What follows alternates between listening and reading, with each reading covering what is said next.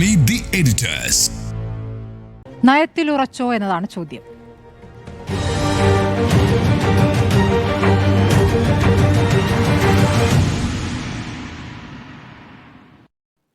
ആദ്യം P R സുനിലേക്ക് പോവുകയാണ്. സുനിൽ, ഇന്നിപ്പോൾ CPIയുടെ പ്രതികരണം, CPI അനുനയിപ്പിക്കാനുള്ള ചർച്ചകൾ എന്നാൽ നമ്മൾ കണ്ടതാണ്. പക്ഷേ ഏറ്റവും ഒടുവിൽ പ്രകാശ് ബാബുവിന്റെ പ്രതികരണം അടക്കം കാണുമ്പോൾ നയത്തിൽ ഉറച്ചു നിൽക്കുന്നു എന്നാണോ മനസ്സിലാക്കേണ്ടത്? അങ്ങനെയാണെങ്കിൽ എങ്ങനെയാണ് മുന്നോട്ടുള്ള കാര്യങ്ങൾ? തീർച്ചയായും CPI എന്താണോ ഈ വിഷയത്തിൽ എടുത്തിട്ടുള്ള നിലപാട്, ആ നിലപാടിൽ തന്നെ ഉറച്ചു നിൽക്കുകയാണ്. ഒരു ഇഞ്ച് പോലും വിട്ടുവീഴ്ചയ്ക്ക് CPI തയ്യാറായിട്ടില്ല. ഇന്ന് വിദ്യാഭ്യാസ വകുപ്പ് മന്ത്രി വി ശിവൻകുട്ടി CPI സംസ്ഥാന സെക്രട്ടറി ബിനോയ് വിശ്വവുമായി കൂടിക്കാഴ്ച നടത്തിയിരുന്നു. ഏതായാലും എല്ലാ പ്രശ്നങ്ങളും തീരും എന്നാണ് ശിവൻകുട്ടി പറഞ്ഞത്. പക്ഷേ അതിനുശേഷം ബിനോയ് വിശ്വം നൽകിയിട്ടുള്ള മറുപടി എന്നത് ഈ PM ശ്രീ പദ്ധതിയിൽ ഒപ്പുവെച്ച തീരുമാനത്തിൽ നിന്ന് സംസ്ഥാന സർക്കാർ പുറകോട്ട് പോകണം എന്നതാണ്. ഇക്കാര്യത്തിൽ ഒരു വിട്ടുവീഴ്ചയും ഇല്ല എന്ന് CPI സംസ്ഥാന ഘടകം വ്യക്തമാക്കിയിട്ടുണ്ട്. CPIയുടെ ദേശീയ നേതൃത്വം വ്യക്തമാക്കിയിട്ടുണ്ട്. ഇന്ന് CPIയുടെ ജനറൽ സെക്രട്ടറി D രാജ CPM ജനറൽ സെക്രട്ടറി MA ബേബിയുമായി കൂടിക്കാഴ്ച നടത്തി. ഏതാണ്ട് അരമണിക്കൂർ നീണ്ട ചർച്ചയാണ് ഇവർ തമ്മിൽ നടത്തിയത്. ഏതായാലും CPI ഈ വിഷയത്തിൽ ഉറച്ച നിലപാടിൽ തന്നെയാണ്. കാരണം ഇത് CPIയെ സംബന്ധിച്ചിടത്തോളം ഒരു അഭിമാന പ്രശ്നം കൂടിയാണ്. കാരണം ഈ മന്ത്രിസഭയിലെ ഏറ്റവും പ്രധാനപ്പെട്ട രണ്ടാമത്തെ കക്ഷിയാണ് CPI. ആ CPIയെ പറഞ്ഞു പറ്റിച്ചു എന്നാണ് ഇപ്പോൾ CPIയുടെ നേതാക്കൾ ചൂണ്ടിക്കാണിക്കുന്നത്. രാഷ്ട്രീയമായി ഒരു വഞ്ചന CPIയോട് കാണിച്ചു എന്നതാണ് ഇപ്പോൾ CPI നേതാക്കളൊക്കെ തന്നെ പ്രധാനമായും ചൂണ്ടിക്കാണിക്കുന്നത്.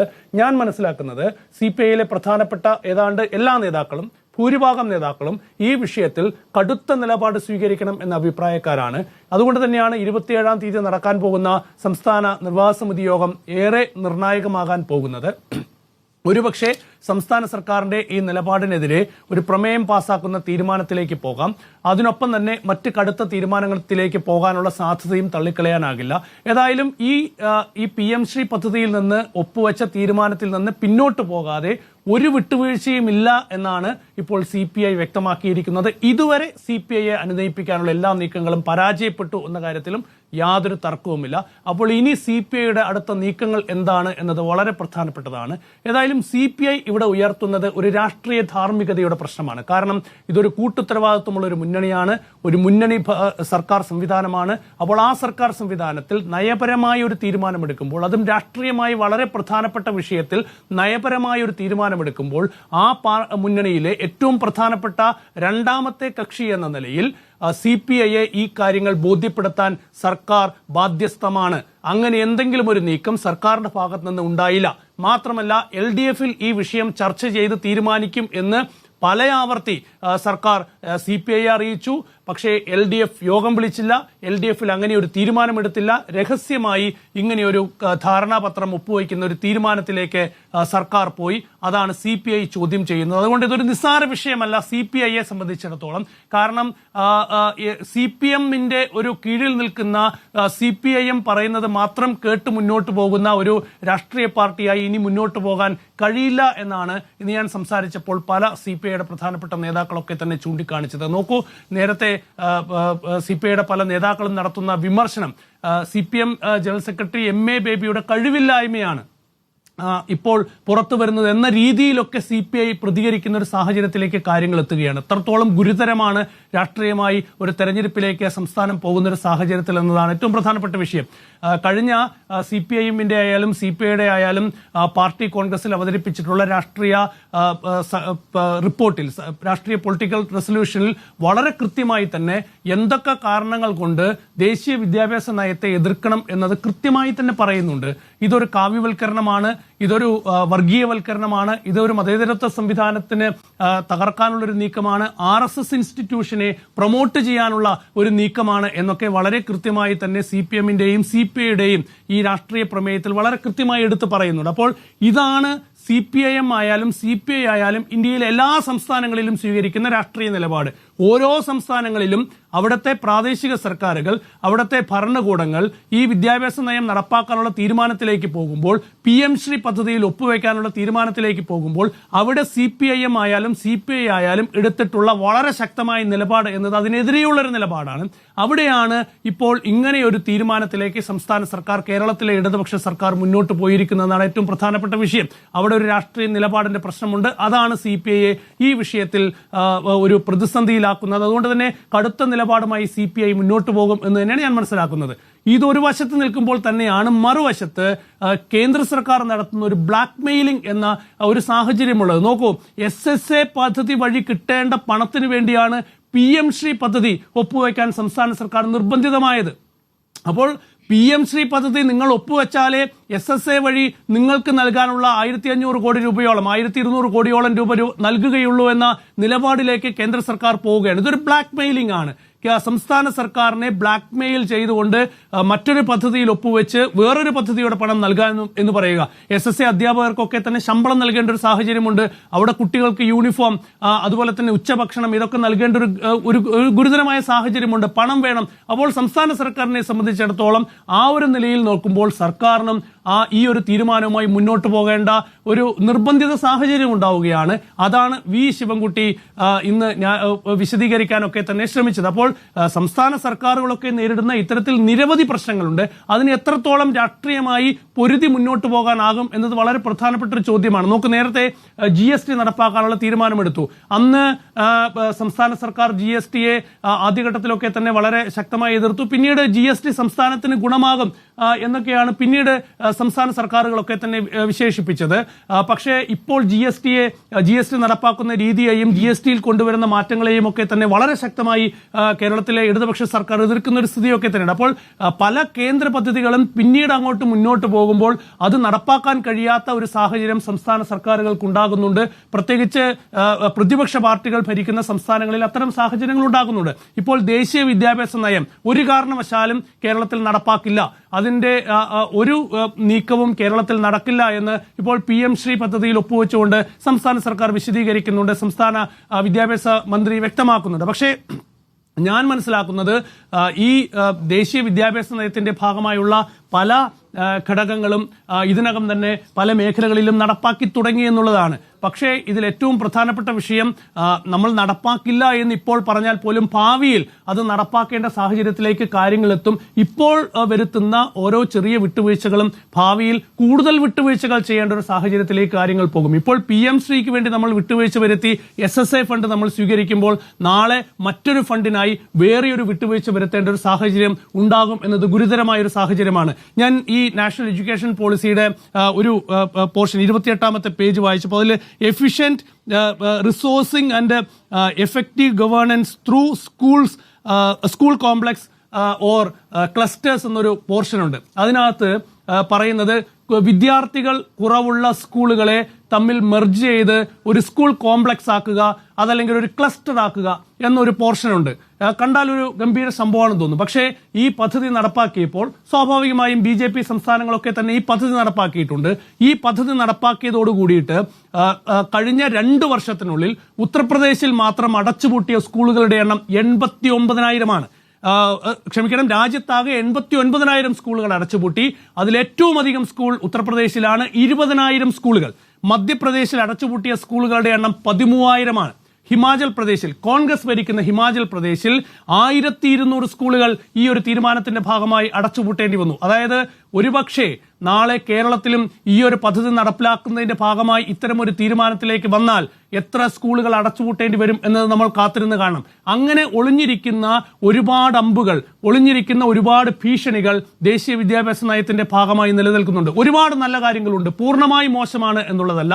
കസ്തൂരി രംഗൻ തയ്യാറാക്കിയ റിപ്പോർട്ടാണിത്, പദ്ധതിയാണിത്. ഇതിൽ ഒരുപാട് നല്ല കാര്യങ്ങളുണ്ട്. എന്നാൽ പോലും ഇതിനകത്ത് ഒളിഞ്ഞിരിക്കുന്ന വലിയൊരു രാഷ്ട്രീയ അജണ്ട കൂടിയുണ്ട്. അതായത് ഈ ഭരണകൂടം, ഈ ഭരണ സംവിധാനം ഇല്ലാതായി പോയാലും ഈ നാട്ടിൽ RSS അജണ്ട കൃത്യമായി നിലനിൽക്കണം എന്നുള്ള കൃത്യമായ അജണ്ട ദേശീയ വിദ്യാഭ്യാസ നയത്തിലുണ്ട്. അതുകൊണ്ട് തന്നെ അതിന്റെ ചുവട് പിടിച്ചു വരുന്ന എല്ലാ പദ്ധതികളും സംസ്ഥാനങ്ങൾക്കുള്ള ഓരോ ട്രാപ്പായിരിക്കും എന്നുള്ള കാര്യത്തിൽ ഒരു സംശയവും വേണ്ട. അതുകൊണ്ട് PM ശ്രീ പദ്ധതിയും 2 വർഷം കഴിഞ്ഞാൽ ഈ PM ശ്രീ പദ്ധതിയുടെ കാലാവധി അവസാനിപ്പിക്കും. അതുകൊണ്ട് തന്നെ നമ്മൾ അതിൽ നിന്ന് രക്ഷപ്പെടും. ഇനി PM ശ്രീ സ്കൂളുകൾ എന്നുള്ള നിലയിൽ തുടരേണ്ടതില്ല എന്നൊക്കെ ഇപ്പൊ പറയാം. പക്ഷെ 2 വർഷം കഴിയുമ്പോഴായിരിക്കും അറിയുക ഇതെങ്ങനെയാണ് മാറിമറിയാൻ പോകുന്നത് എന്നത്. അത് സംസ്ഥാനത്തിന്റെ ബാധ്യതയായി വരും. നോക്കൂ, തൊഴിലുറപ്പ് പദ്ധതി നടപ്പാക്കി. തൊഴിലുറപ്പ് പദ്ധതി നടപ്പാക്കി, എല്ലാ സംസ്ഥാനങ്ങളിലും അത് വിശാലമായി നടപ്പാക്കി. അതിനുശേഷം കഴിഞ്ഞ 2 വർഷത്തെ ബജറ്റ് പരിശോധിച്ചാൽ അറിയാം, തൊഴിലുറപ്പ് പദ്ധതിയുടെ തുക വെട്ടിക്കുറയ്ക്കുകയാണ് കേന്ദ്ര സർക്കാർ. ഇപ്പോൾ തൊഴിലുറപ്പ് പദ്ധതിയുടെ ഭാഗമായി നിൽക്കുന്ന തൊഴിലാളികൾക്ക് കൂലി കൊടുക്കാൻ കഴിയാത്ത സാഹചര്യമാണ് സംസ്ഥാനങ്ങളിലുള്ളത്. അപ്പോൾ സംസ്ഥാനങ്ങൾ കേന്ദ്ര സർക്കാരിനെ കുറ്റപ്പെടുത്തി കേന്ദ്ര സർക്കാർ പണം നൽകുന്നില്ല എന്ന് പറഞ്ഞാൽ തൊഴിലാളികൾ അത് അംഗീകരിക്കാൻ തയ്യാറാവുമോ? അപ്പോൾ ഇത് പിന്നീട് സംസ്ഥാനങ്ങളുടെ തലയിലേക്ക് വരികയാണ്. വലിയൊരു ബാധ്യത, വലിയൊരു സാമ്പത്തിക ബാധ്യത സംസ്ഥാനങ്ങളുടെ തലയിലേക്ക് വരുന്ന ഗുരുതരമായ ഒരു സാഹചര്യമാണ്. അതുകൊണ്ട് ഈ PM ശ്രീ എന്ന് പറയുന്ന ഈ പദ്ധതിയും ഈ വിദ്യാഭ്യാസ മേഖലയിലെ ഒരു ട്രാപ്പായി മാറാനുള്ള സാധ്യതയുണ്ട് ഭാവിയിൽ സംസ്ഥാന സർക്കാരിന്. അതുകൊണ്ട് തന്നെ ഇതിലെ ഇത്തരം സാഹചര്യങ്ങൾ കൂടി മനസ്സിലാക്കി വേണമായിരുന്നു സംസ്ഥാന സർക്കാർ മുന്നോട്ട് പോകാൻ. അത് CPM ആയാലും CPI ആയാലും വളരെ ഗൗരവമായി ഈ വിഷയങ്ങൾ വിശദമായി പഠിച്ചിട്ടാണ് ഈ പൊളിറ്റിക്കൽ റെസൊല്യൂഷനൊക്കെ തന്നെ നേരത്തെ തയ്യാറാക്കി പാർട്ടി കോൺഗ്രസിലൊക്കെ തന്നെ അവതരിപ്പിച്ച് അത് വലിയ ചർച്ചയാക്കി അതിന്റെ പ്രമേയം അവതരിപ്പിച്ച് ഒക്കെ മുന്നോട്ട് പോയത്. ഏതായാലും ഇപ്പോൾ മറ്റൊരു സാമ്പത്തിക സഹായം കിട്ടാൻ വേണ്ടി ഒരിടത്ത് സംസ്ഥാന സർക്കാരിന് ഒരു വിട്ടുവീഴ്ച ചെയ്യേണ്ടി വന്നിരിക്കുന്നു. അത് സംസ്ഥാനത്തെ സംബന്ധിച്ചിടത്തോളം രാഷ്ട്രീയമായി ഒരു ഗതികേടായി മാറി എന്നതാണ് എന്റെ വിലയിരുത്തൽ. പക്ഷേ ഈ വിഷയത്തിൽ ഇങ്ങനെ ഒരു തീരുമാനവുമായി മുന്നോട്ട് പോകുന്നതിന് മുൻപ് ഘടകകക്ഷികളുമായി ഒരു ധാരണയുണ്ടാക്കി അവരെ വിശ്വാസത്തിലെടുത്ത് ഒരു തീരുമാനം എടുക്കേണ്ടതായിരുന്നു. ഏതായാലും CPI ഇപ്പോൾ സ്വീകരിച്ചിരിക്കുന്ന നിലപാട് വളരെ ശക്തമാണ്. അത് കൂടുതൽ ശക്തമാക്കി അവർ മുന്നോട്ട് പോകും, പ്രത്യേകിച്ച് ഇങ്ങനെ ഒരു സാഹചര്യത്തിൽ എന്നാണ് ഞാൻ മനസ്സിലാക്കുന്നത്. നയത്തിലുറച്ചോ എന്ന ചർച്ച തുടരുകയാണ്. ജിമ്മി, എന്താണ് തോന്നുന്നത്? CPI ഇപ്പോൾ ഒരു നിലപാട് കടുപ്പിച്ച് പറയുന്നുണ്ട്, പക്ഷെ എത്ര നേരം അങ്ങനെ മുന്നോട്ട് പോകാൻ പറ്റും? CPI സംബന്ധിച്ചിടത്തോളം, അല്ല CPI എന്നല്ല ഏത് പാർട്ടിയെ സംബന്ധിച്ചിടത്തോളം അവരുടെ അസ്തിത്വം ചോദ്യം ചെയ്യുന്ന അവരുടെ ഒരു എന്തിനാ നിങ്ങളിങ്ങനെ ഒരു പാർട്ടി എന്ന് തോന്നിക്കുന്ന രീതിയിലുള്ള ഒരു തിരിച്ചടിയാണ് സ്വന്തം മുന്നണിയിൽ നിന്നുണ്ടായത്. അതുകൊണ്ട് സ്വാഭാവികമായും CPI അങ്ങനെ പറയൂ. എന്ന് മാത്രമല്ല, ഇന്ന് CPIയുടെ സംസ്ഥാന നേതാവ് പ്രകാശ് ബാബു പറഞ്ഞത് MA ബേബിക്ക് കഴിവില്ല എന്നാണ്. അത്രയും രൂക്ഷമായ പ്രതികരണം ഈ അടുത്ത കാലത്തെങ്ങും ഉണ്ടായിട്ടില്ല. അത്രയും ശക്തമായിട്ടാണ് CPI നിലപാടെടുക്കുന്നത്.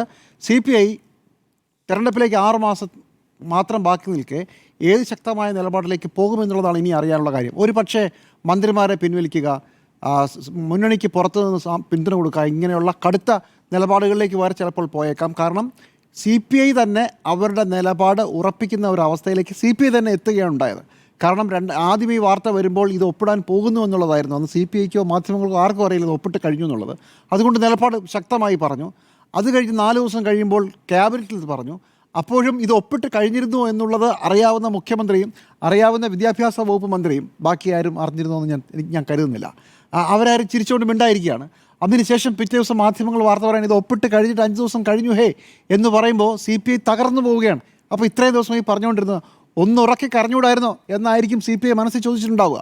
അത്രയും അപമാനിക്കപ്പെട്ട ഒരു സാഹചര്യത്തിൽ CPIക്ക് മറ്റു വഴിയില്ല. CPI ഏറ്റവും ശക്തമായ നിലപാടിലേക്ക് പോകാനാണ് സാധ്യത. കാരണം ഇനി ഇതിനകത്തുനിന്ന് CPI എന്നല്ല ഏതൊരു രാഷ്ട്രീയ പാർട്ടിയും ഏതൊരു വ്യക്തിയും ഇങ്ങനെ ഒരു ഘട്ടത്തിലെത്തി നിന്നാൽ പുറകോട്ട് തിരിഞ്ഞോടാൻ പറ്റില്ല. അങ്ങനെ ഒരു അവസ്ഥയിൽ കാര്യങ്ങൾ എത്തി നിൽക്കുന്നുണ്ട്. പക്ഷേ CPIയുടെ മാത്രം പ്രശ്നമല്ല ഇത്. CPI ഇത് അറിഞ്ഞില്ല എന്ന് പറയുന്നു. CPMൻ്റെ സംസ്ഥാന ദേശീയ ജനറൽ സെക്രട്ടറി MA ബേബി ഇത് അറിഞ്ഞിരുന്നു. ഇന്ന് MA ബേബിയോട് ചോദിച്ചാൽ താങ്കൾ ഇത് അറിഞ്ഞിരുന്നു എന്ന് ചോദിച്ചാൽ അദ്ദേഹം മറുപടി പറയാതെയാണ് പോയത്. CPMൻ്റെ സംസ്ഥാന സെക്രട്ടറി MV ഗോവിന്ദൻ ഇത് അറിഞ്ഞിരുന്നോ? സംശയമാണ്. കാരണം ഇതൊരു ഏതെങ്കിലും ഒരു വകുപ്പിൻ്റെ ശിവൻകുട്ടിക്ക് മാത്രം എടുക്കാവുന്ന ഒരു തീരുമാനമല്ല. ഇത് CPIഎമ്മും CPIയും ഒക്കെ കാലാകാലങ്ങളായി പുതിയ വിദ്യാഭ്യാസ നയത്തിനെതിരെ വളരെ വലിയ പ്രതിഷേധം 2020 മുതൽ ഇന്ത്യ വ്യാപകമായി എടുത്തിരിക്കുന്ന ഒരു നിലപാടാണ്. അതിപ്പോൾ കോൺഗ്രസ് ഒപ്പിട്ട ഇതേ സ്ഥാനം ഒപ്പിട്ട കർണാടകത്തിലാണെങ്കിലോ അല്ലെങ്കിൽ രേവന്ത് റെഡ്ഡിയുടെ നാട്ടിലാണെങ്കിലോ അല്ലെങ്കിൽ രാജസ്ഥാനിലാണെങ്കിലോ അവിടെയൊക്കെ CPIയും ഉണ്ട്. CPIഎമ്മിൻ്റെ നിലപാട് ഇത് പാടില്ല എന്ന് തന്നെയാണ്. അപ്പോൾ ശക്തമായ ദേശീയ തലത്തിൽ ഇതിനൊരു നിലപാടെടുക്കുന്ന നിങ്ങൾ ചുമ്മാ ഗൂഗിൾ ചെയ്ത് നോക്കിയാൽ CPIഎം ഇതിനെ എതിർത്തുകൊണ്ട് അവരുടെ പീപ്പിൾസ് ഡെമോക്രസിയിൽ എഴുതിയ ലേഖനങ്ങളൊക്കെ കാണ്ഡമാണ്. 4-5 പേജുണ്ട് വിശദമായി. വെറും ലേഖനമല്ല, പോയിന്റുകൾ മാത്രം എടുത്താൽ തന്നെ എണ്ണിയപ്പോൾ ഒരു 10-40 പോയിന്റുകളുണ്ട് എന്തുകൊണ്ട് നാഷണൽ എഡ്യൂക്കേഷൻ പോളിസി ഞങ്ങൾ എതിർക്കുന്നു എന്നുള്ളത്. അങ്ങനെ വളരെ ശക്തമായി നിലപാട് പറയുകയും അതിനുവേണ്ടി വലിയ പ്രചാരണം നടത്തുകയും പ്രധാനപ്പെട്ട നേതാക്കളുടെയൊക്കെ പഴയ ഫേസ്ബുക്ക് പോസ്റ്റുകൾ അവരിപ്പോൾ അങ്ങ് മുക്കിയിട്ടില്ലെങ്കിൽ നിങ്ങളുടെ നോക്കിയാൽ ഇതിനുവേണ്ടി മാത്രം ഒരുപാട് സമയം ചെലവഴിച്ചിട്ടുണ്ട്. എല്ലാ പ്രസംഗങ്ങളിലുമൊക്കെ ഇതൊന്ന് പറഞ്ഞു പോകുന്നത് വിദ്യാഭ്യാസത്തിന്റെ കാവ്യവൽക്കരണത്തെക്കുറിച്ച് പറയുമ്പോൾ മസ്റ്റാണ് താനും ഇടതുപക്ഷത്തിനും പ്രത്യേകിച്ച് മുഹമ്മദ് റിയാസിന്റെ 2020 പോസ്റ്റ് ഇപ്പോൾ ഇങ്ങനെ വരുന്നുണ്ട്. പോസ്റ്റ് ഇപ്പോൾ അവിടെ തന്നെ ഉണ്ട് കേട്ടോ, ഞാൻ നോക്കി അതായത് അവിടെ തന്നെ ഉണ്ട്. അപ്പോൾ ഇങ്ങനെയൊക്കെ പറഞ്ഞ ഒരു സാധനത്തിൽ തീരുമാനം പിൻവലിക്കുകയാണ്. പ്രക്ഷോഭമൊക്കെ അത് പ്രക്ഷോഭം ഉണ്ടായിട്ടുണ്ട്, വലിയ വലിയ നിലപാടുകൾ ഉണ്ടായിട്ടുണ്ട്, പ്രസംഗങ്ങൾ ഉണ്ടായിട്ടുണ്ട്, ഇതെല്ലാം ഉണ്ടായിട്ടുണ്ട്. അപ്പോൾ ഇതൊരു വെറും ഒരു അഡ്മിനിസ്ട്രേറ്റീവ് സ്റ്റെപ്പാണെന്ന് മുഖ്യമന്ത്രിയും ശിവൻകുട്ടിയും മാത്രം കരുതിയോ? വിദ്യാഭ്യാസ മന്ത്രി ഒറ്റയ്ക്ക് ഇങ്ങനൊരു തീരുമാനം എടുക്കാനുള്ള യാതൊരു സാധ്യതയുമില്ല. അത് മുഖ്യമന്ത്രിയോട് അറിഞ്ഞിട്ടായിരിക്കും. പക്ഷേ ക്യാബിനറ്റിൽ വന്നിട്ടില്ല. പാർട്ടി തലത്തിൽ, സംസ്ഥാന തലത്തിൽ, ദേശീയ തലത്തിൽ എന്തായാലും വന്നിട്ടില്ല എന്ന് നമുക്ക് മനസ്സിലായി. കാരണം MA ബേബി ആ ചോദ്യം കേൾക്കാത്ത മട്ടിലാണ് പോയത്. സംസ്ഥാന തലത്തിൽ ഈ സാധനം ചർച്ച ചെയ്തിട്ടുണ്ടോ? ചർച്ച ചെയ്തിട്ടില്ല എന്നാണ് ഈ CPM ബീറ്റ് കൈകാര്യം ചെയ്യുന്ന എല്ലാവരും കരുതുന്നത്. അപ്പോൾ CPMൻ്റെ ദേശീയ നേതൃത്വം അറിഞ്ഞിട്ടില്ല, CPMൻ്റെ സംസ്ഥാന നേതൃത്വം അറിഞ്ഞിട്ടില്ല. ഏതാ 2020 മുതൽ CPIM വളരെ ശക്തമായ നിലപാടെടുക്കുന്ന നാഷണൽ എഡ്യൂക്കേഷൻ പോളിസിയുടെ ഭാഗമായി വരുന്ന PM ശ്രീയാണ്. ഈ കഴിഞ്ഞ പാർട്ടി കോൺഗ്രസിൽ, മധുരയിൽ എന്ന പാർട്ടി കോൺഗ്രസിൽ ഇതിനെതിരെ പ്രമേയവും വന്നിട്ടുണ്ട്. ഈ കോൺഗ്രസോ വേറെ ഏതെങ്കിലും ഒരു പാർട്ടി പ്രമേയം പാസ്സാക്കി പിരിഞ്ഞു എന്ന് പറയുന്നത് പോലെയല്ല. കമ്മ്യൂണിസ്റ്റ് പാർട്ടികളുടെ രീതി അറിയാവുന്നവർക്കറിയാം. അവരുടെ പാർട്ടി കോൺഗ്രസിൽ പ്രമേയം കൊണ്ടുവരിക എന്ന് പറഞ്ഞാൽ ഈ പ്രമേയത്തിൻ്റെ പേരിൽ തന്നെ വലിയ തർക്കങ്ങളും അടിയും ഇറങ്ങിപ്പോക്കളും പാർട്ടികൾ തന്നെ പെട്ടിരുന്ന ഒരു രീതി കമ്മ്യൂണിസ്റ്റ് പ്രസ്ഥാനത്തിലുണ്ട്. അപ്പോൾ വളരെ ഗൗരവത്തോടു കൂടി കൊണ്ടുവന്ന ഒരു പ്രമേയമാണ്. ആ പ്രമേയത്തിൽ നിന്ന് വ്യത്യസ്തമായി ഞങ്ങളൊരു തീരുമാനം എടുക്കാൻ പോകുന്നു. ഇത് ഇവരാരും അറിഞ്ഞില്ല എന്നുള്ളതാണ് ഇതിനകത്ത് ഏറ്റവും കൗതുകകരമായ കാര്യം. അപ്പോൾ കേരളത്തിലെ CPIM നേതൃത്വം ഇതറിയാത്ത, CPM ദേശീയ നേതൃത്വം അറിയാത്ത ഈ കാര്യം സംസ്ഥാന മന്ത്രിസഭയിലെ വിദ്യാഭ്യാസ മന്ത്രി എങ്ങനെ എടുത്തു? അവിടെയാണ് $1 million ക്വസ്റ്റ്യൻ. ഞാനൊരു സബ് ക്വസ്റ്റ്യൻ ചോദിച്ചോട്ടെ. $1 million കൂടെ സം ഡോളേഴ്സ്, അതായത് ഈ മറ്റ് പദ്ധതികളൊക്കെ PM പ്രീഫിക്സ് ഉള്ള മറ്റ് പദ്ധതികൾ കൃഷി വകുപ്പിലേതടക്കം നടപ്പാക്കിയപ്പോൾ ഇതുപോലെ ചർച്ച ചെയ്യുകയും ഇതുപോലെ വാർത്താ സമ്മേളനം വിളിക്കുകയും ഇരു പാർട്ടികളുടെയും D രാജയും ഇപ്പോൾ MA ബേബിയാണ്, അന്ന് MA ബേബി ആയിരുന്നില്ല, സീതാറാം യെച്ചൂരി ആയിരുന്നു, ഇവരെയൊക്കെ അറിയിച്ചുകൊണ്ട് ആ രീതിയിൽ വാർത്തകൾ വന്നത് താങ്കളുടെ ശ്രദ്ധയിൽപ്പെട്ടിട്ടുണ്ട്? ഇതേ രീതിയിലുള്ള ചർച്ചകൾ നടന്നിട്ടുണ്ടോ? PM പ്രീഫിക്സ് ഉള്ള മറ്റ് പദ്ധതികൾ നടപ്പാക്കിയിട്ടുണ്ടല്ലോ. PM പ്രീഫിക്സ് ഉള്ള മറ്റനേകം പദ്ധതി പോലല്ല വിദ്യാഭ്യാസം കേരളത്തിലെയും ഇന്ത്യയിലെയും കമ്മ്യൂണിസ്റ്റ് പ്രസ്ഥാനങ്ങളുടെ ഏറ്റവും പ്രിയപ്പെട്ട വിഷയമാണ്. BJP എങ്ങനെയാണ് കേരളത്തിലെയും ഇന്ത്യയിലെയും മുഴുവൻ കുട്ടികളുടെയും മനസ്സിൽ വിഷം കോരിയിടുന്നുള്ളതിൻ്റെ, കൃഷിക്കകത്ത് 10 തൈ വെച്ചാൽ വരില്ല സുജയ, മനസ്സിനകത്ത് 10 വിഷം വാരി അടിക്കണം. 10 പരാമറടിച്ചാൽ നടക്കും. മാത്രമല്ല ഉന്നത വിദ്യാഭ്യാസമുണ്ട്, PM ഉഷയുണ്ട്, അതിലേക്ക് വരാം. PM ഉഷ ഇതിൻ്റെ ഭാഗം തന്നെയാണ്. അപ്പോൾ വിദ്യാഭ്യാസമാണ് ഇതിനകത്ത് ഏറ്റവും പ്രധാനപ്പെട്ട പ്രശ്നം. വിദ്യാഭ്യാസ മേഖലയിലെ എല്ലാ നയങ്ങൾക്കുമെതിരെ ഇടതുപക്ഷം വളരെ കാര്യമായി പണിയെടുക്കുന്നുണ്ട്. കാരണം അപ്പുറത്ത് RSSൻ്റെ പണ്ട് മുതലേ ഉള്ള പണി നുണ പറയുക, ചരിത്രം തിരുത്തുക. പണ്ട് ബ്രിട്ടീഷുകാരുടെ മുമ്പിലും അതിനു മുമ്പ് മുസ്ലിങ്ങൾക്ക് മുമ്പിലും തോറ്റ് മുണ്ടില്ലാതെ ഓടിയതിന് ചരിത്രം തിരുത്തുക എന്നൊരു പരിപാടി കൂടിയുണ്ട്. ഞങ്ങൾ തോറ്റിട്ടില്ല, ഞങ്ങൾ സത്യത്തിലൊരു ട്രിക്കായിരുന്നു, ഞങ്ങൾ കറങ്ങി വന്ന് അപ്പുറത്ത് ജയിച്ചു എന്നൊക്കെ പറയുന്നൊരു പരിപാടിയുണ്ട്. അപ്പോൾ ചരിത്രത്തെ തിരുത്തുക, വിദ്യാഭ്യാസത്തെ തിരുത്തുക. പിന്നെ പശുവിൻ്റെ അപ്പിക്കകത്തുനിന്ന് മറ്റേ യുറേനിയം വരിക, മറ്റ് പല സാധനങ്ങളും ഉണ്ടെന്നൊക്കെ പറയുന്ന വേറെ പരിപാടികൾ വേറെ. പശുവിൻ്റെ 2 കൊമ്പിനിടയ്ക്ക് റേഡിയേഷൻ ഉണ്ട്, അതൊക്കെ പല പരിപാടികളുണ്ട്. അപ്പോൾ അതൊക്കെ അതിൻ്റെ സൈഡിൽ കൂടെ നടക്കുകയും ചെയ്യും. അപ്പോൾ അതുകൊണ്ടാണ് ഇടതുപക്ഷത്തിന് ഇത് വളരെ അവരുടെ ഒരു പ്രിയപ്പെട്ട വിഷയമാകുന്നത്. അപ്പോൾ പറഞ്ഞ വിഷയത്തിലേക്ക് തിരിച്ചു വന്നാൽ, ഇതെങ്ങനെയാണ് മുഖ്യമന്ത്രിയും വിദ്യാഭ്യാസ മന്ത്രിയും മാത്രം തീരുമാനിക്കുന്ന ഒരു അഡ്മിനിസ്ട്രേറ്റീവ് തീരുമാനമാകുന്നത്? ക്യാബിനറ്റിൽ പോലും വന്നിട്ടില്ല, അല്ലേ? ക്യാബിനറ്റിൽ പോലും വന്നിട്ടില്ല. ക്യാബിനറ്റിൽ 2 തവണ മാറ്റിവെച്ച് വന്നു. ക്യാബിനറ്റിൽ തീരുമാനം എടുത്തത് വന്നിട്ടില്ല. 2 തവണ ക്യാബിനറ്റിൽ വന്നതിന് ശേഷം മാറ്റിവെച്ചൊരു കാര്യം ക്യാബിനറ്റിൽ വരാതെ അതങ്ങ് ഒപ്പിടാൻ തീരുമാനിക്കുമ്പോൾ അത്രയും ലളിതമാണ് എന്നുള്ളതാണ് ഇതിനകത്തെ. PM ഉഷയിൽ ചർച്ച നടന്നോ? ക്യാബിനറ്റിൽ നടന്നിട്ടില്ല. പക്ഷെ ഈ വിഷയം ക്യാബിനറ്റിൽ കൊണ്ടുവന്നതാണ്, ഒരിക്കൽ കൊണ്ടുവന്നിട്ട് ഇത് മാറ്റിവെച്ചു. 2 തവണയും CPI എതിർപ്പുണ്ട്. അപ്പോൾ ക്യാബിനറ്റിൽ വേണ്ട എന്നുള്ളതാണ് തീരുമാനം. എൻ്റെ പ്രശ്നം ഇതിനകത്ത് ശിവൻകുട്ടിയല്ല, മുഖ്യമന്ത്രി പിണറായി വിജയൻ വിചാരിക്കുന്നത് ഇത് ഇങ്ങനെ പോയാൽ മതി എന്നുള്ളതാണ്. അതായത് നിങ്ങളുടെ മധുരയല്ല, ഏത് പാർട്ടി കോൺഗ്രസ് ആയാലും പാർട്ടി കോൺഗ്രസിലെടുത്തൊരു തീരുമാനം, പാർട്ടി ദേശീയ നേതൃത്വം എടുത്തൊരു തീരുമാനം, ദേശീയ തലത്തിൽ പാർട്ടി നടത്തിയ ഒരു ക്യാമ്പയിൻ, അതിന് വിരുദ്ധമായി ഒരു സാധനം മുന്നോട്ട് വയ്ക്കുമ്പോൾ ഇതാരും അറിയേണ്ട, ആരോടും പറയേണ്ട, ആരോടും ചർച്ച ചെയ്യേണ്ട, ഞങ്ങളങ്ങ് ഒപ്പിട്ടു, അത് കഴിഞ്ഞു, അടുത്ത കാര്യം എടുക്കൂ എന്നാണ് വിചാരിക്കുന്നത്. ഇവിടെയാണ് പ്രശ്നം. ഞാൻ തീരുമാനിച്ചാൽ മതി എന്ന് മുഖ്യമന്ത്രി പിണറായി വിജയൻ തീരുമാനിച്ചു, നടപ്പായി. അവിടെയാണ് ഇതിനകത്തെ ക്രച്ച് കിടക്കുന്നത്. എങ്ങനെയാണ് നേരത്തെ നമ്മൾ സംസാരിച്ച $1 million ക്വസ്റ്റ്യൻ, എങ്ങനെയാണ് മുഖ്യമന്ത്രി പിണറായി വിജയൻ അങ്ങനെ ഒരു തീരുമാനം എടുക്കാൻ പറ്റുക? സ്വന്തം പാർട്ടി സംസ്ഥാന നേതൃത്വത്തെയും സ്വന്തം പാർട്ടി ദേശീയ നേതൃത്വത്തെയും മറികടന്നുകൊണ്ട് പാർട്ടി ദേശീയ നേതൃത്വം എടുത്ത പാർട്ടി കോൺഗ്രസുകളടക്കം ചർച്ച ചെയ്ത് പ്രമേയം കൊണ്ടുവന്ന ഒരു കാര്യത്തിൽ സ്വന്തമായി തീരുമാനമെടുക്കുക. ഇതാണ് പ്രശ്നം. ഇത് ആദ്യമായിട്ടല്ല. ഇപ്പോൾ ഇതിനു മുമ്പ് വളരെ വലിയ വിവാദം ഉണ്ടായിരുന്നത് GST ആയിരുന്നു, അല്ലെ? GST വളരെ വലിയ ഈ PM ശ്രീയിലേക്ക് തന്നെ വരൂ. പ്രധാനമന്ത്രി ആയുഷ്മാൻ ആരോഗ്യ വീണ ജോർജ് പേരിട്ടല്ലോ. വരാം. GST ഒരു പ്രധാനപ്പെട്ട വിഷയമായിരുന്നു. GSTക്കെതിരെ വളരെ വലിയ ക്യാമ്പയിൻ നടന്നു. അന്ന് ത്രിപുരയിൽ ഇടതുപക്ഷ സർക്കാരാണ്.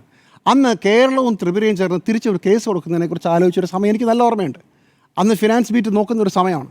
എന്നിട്ട് ഒരു ദിവസം സുപ്രഭാതത്തിൽ ത്രിപുരയും കേരളവും പിന്മാറും. അന്ന് ധനമന്ത്രിയായ തോമസ് ഐസക് പറഞ്ഞത് ഇത് കേരളത്തിന് ഗുണമാകുന്ന കാര്യമാണ്. GST സത്യത്തിൽ അതിനോട് നമുക്ക് യോജിപ്പൊന്നുമില്ല. പക്ഷേ കേരളത്തിന് ഗുണമാണ്.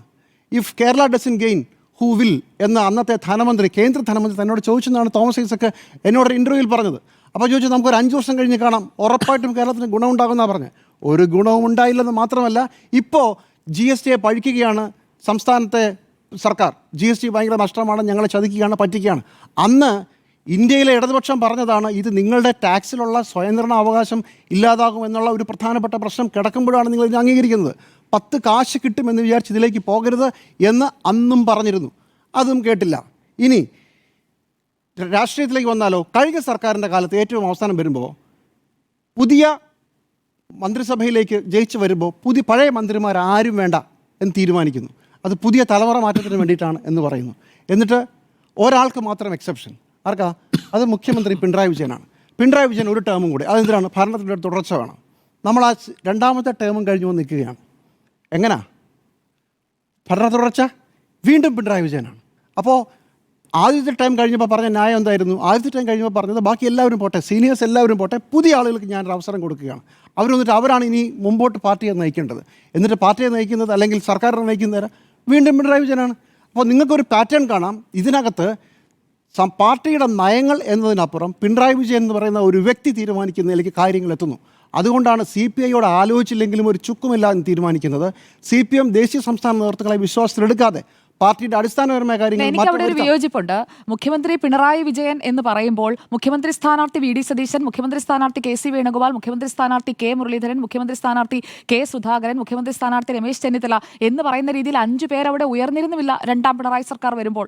അങ്ങനെ വന്നിരുന്നെങ്കിൽ മാറ്റി ചിന്തിക്കാമായിരുന്നു. KK ശൈലജയുടെ പേര് സെക്കൻഡ് ചെയ്തുകൊണ്ട് എത്ര പേരാണ് സജീവമായി രംഗത്ത് വന്നത്, എത്ര പാർട്ടി ഘടകങ്ങൾ വന്നു. ഇവിടെ അങ്ങനെയല്ലല്ലോ. മറുഭാഗത്ത് ചേരിതിരിഞ്ഞ് എനിക്ക് മുഖ്യമന്ത്രിയാകണം എന്ന് പറഞ്ഞുകൊണ്ട് ഓഫീസിന് പുറത്തു നിൽക്കുന്ന ആൾ വരെ വരുന്ന അവസ്ഥയാണ് കോൺഗ്രസിൽ. അതുപോലെ ഇപ്പുറത്തില്ലല്ലോ. അപ്പോൾ പിണറായി വിജയൻ തുടരുന്നതിനകത്ത് ഇത്രയ്ക്ക് അസ്വസ്ഥത എന്താണ്? എന്റെ ചോദ്യം അതല്ല. നിങ്ങൾക്ക് ചോദ്യം മനസ്സിലായില്ലേ? ചോദ്യം മനസ്സിലായി, ഉത്തരവ് മനസ്സിലായി. ചോദ്യം മനസ്സിലായിട്ടുണ്ട്. സുജയ്ക്ക് കോൺഗ്രസിന്റെയും BJPയുടെയും മറ്റേ CD കാണിച്ച നേതാവിനെ മറ്റേ ഗോവ കോൺഗ്രസ് പുറത്താക്കിയ കഥ അറിയാമല്ലോ BJPയിലെ. അങ്ങനല്ല ഇവിടെ പരിപാടി. അതല്ല ഇവിടുത്തെ പരിപാടി. എങ്ങനെയാണ് എന്തിനാണെന്ന് വ്യക്തമായ നയമനുസരിച്ചാണ്. ഞാൻ ജോഷിയെ പുറത്താക്കിയ കാര്യമാണ് പറഞ്ഞത്. വ്യക്തമായ നയം അനുസരിച്ചാണ് പറയുന്നത്.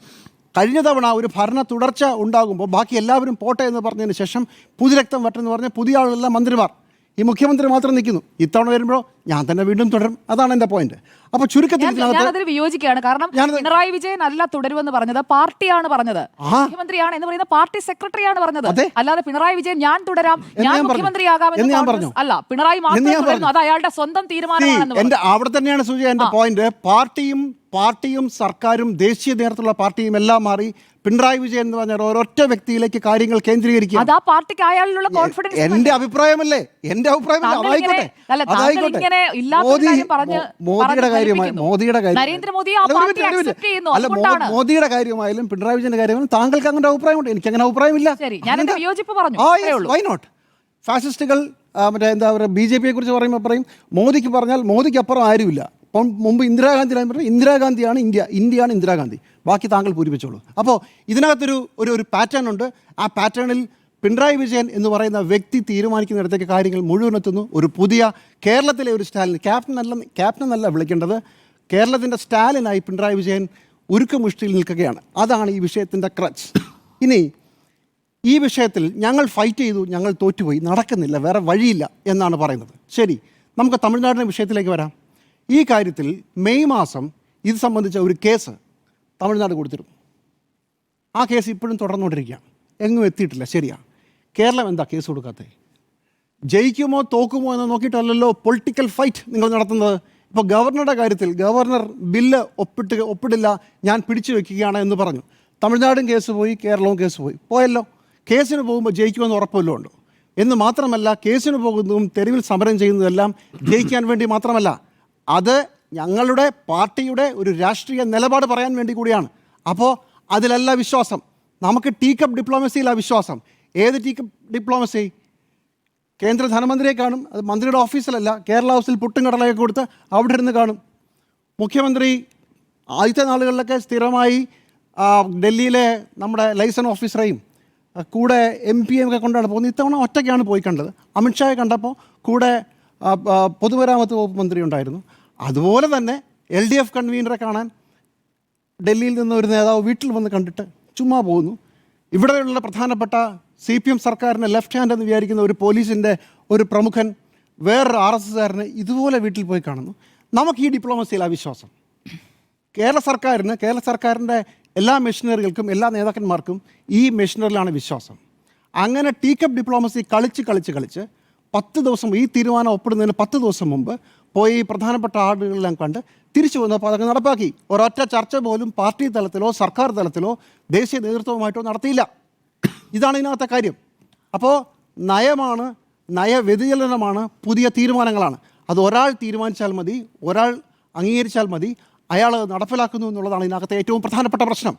പിണറായി വിജയൻ ഒറ്റയ്ക്ക് തീരുമാനിക്കുന്ന ഒരു കാര്യത്തിലേക്ക് CPM സർക്കാർ, CPM എന്ന പാർട്ടി മാറുന്നു എന്നുള്ളതാണ് വിഷയം. ഇവിടെ CPI സ്വന്തം മാനത്തിന് വേണ്ടി പോരാടുകയാണ്.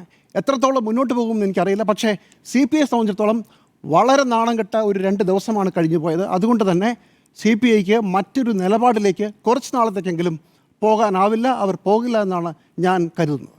ശരി, സുജിയ. CPI നയത്തിൽ ഉറച്ചു നിൽക്കുന്നതാണ് നമ്മൾ ഇന്ന് കാണുന്നത്. നമ്മുടെ വിഷയം അതായതുകൊണ്ട് അതുകൊണ്ടാണ് നേരത്തെ താങ്കളോട് പറയാനുള്ള മറുപടി അവിടെ പറഞ്ഞ് അവസാനിപ്പിച്ചത്.